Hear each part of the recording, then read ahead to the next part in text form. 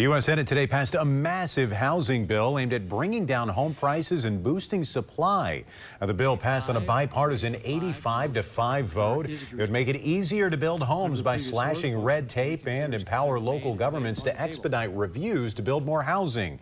A key provision of the legislation is titled, quote, homes are for people, not corporations, and slaps limits on large institutional investors buying up single-family homes and turning them into rentals. The bill now heads to the House, where it's also expected to pass. The president has signaled he will sign it if it makes it to his desk.